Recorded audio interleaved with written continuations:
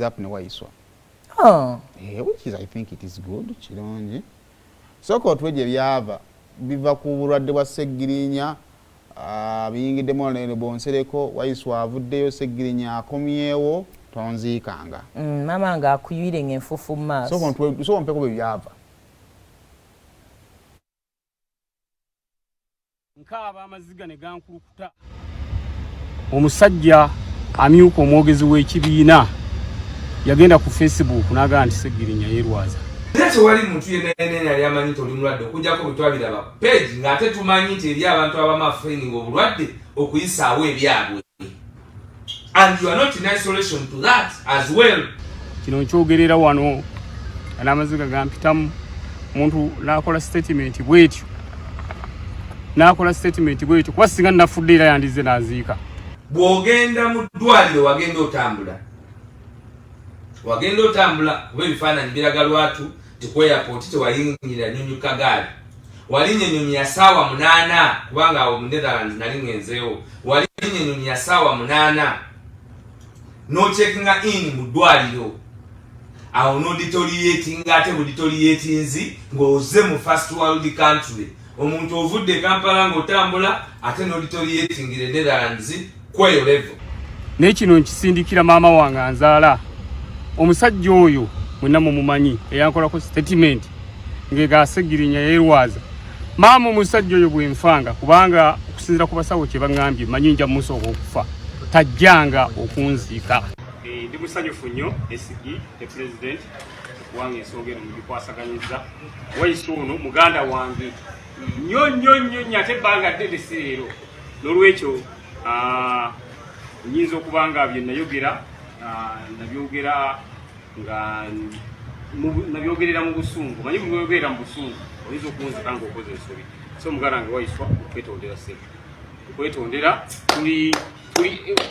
tuli national unity platform tuli omuntu omu wadde watandisa tokozesa ensonga eno okutwawula yawula kakati ebigambo ndowooza bibaweddeko. Ono muganda wange ndi ebimu ku byendi waye ne lwakuba nti obusungu bwe bwagiraawo nenzijja nkola statement etaali nnungi muganda wange Waiswa muganda wange ensonyiwa era ndi wano okwetondera nga nsaba muganda wange tutambule kuba gwe mu kibiina oba mukama wange ssebo okuziika anajja ayana okukwata eno ku mutwe eno bwati sabagoyina okukwata ate ye wakusooka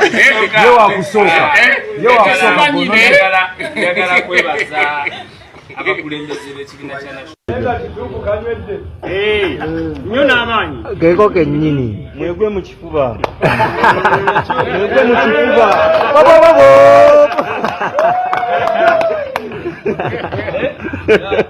sobono mukama wange wajiri kale ekisooka reconciliation gye buva ne gye bulaga tesingika. Okutabagana okuddiŋŋana tekusingika. So eyo move yokka nze njagala okwaplaudinga abakulembeze mwenna mwebale nnyo mwebale ddala. Omanyi bino ebintu by'okusowagana ne muneeno bibeerayo. Abantu ababeera awamu nga tebaakulira wamu automatic baba balina okukola ki? Okusowagana. So kati kino ekyokutabagana naddala publicly.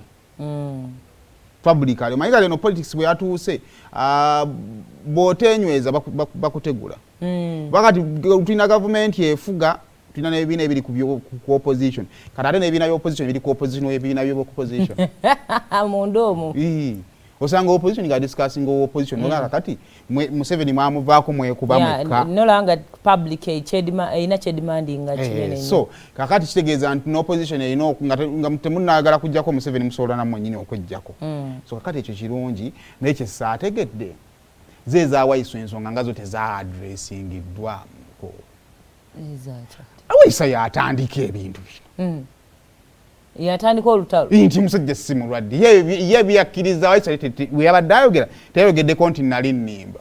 No, but I think before they came public batula ne boogera. Era nga Ssegirinya bwa insisting anti ono mukama wange.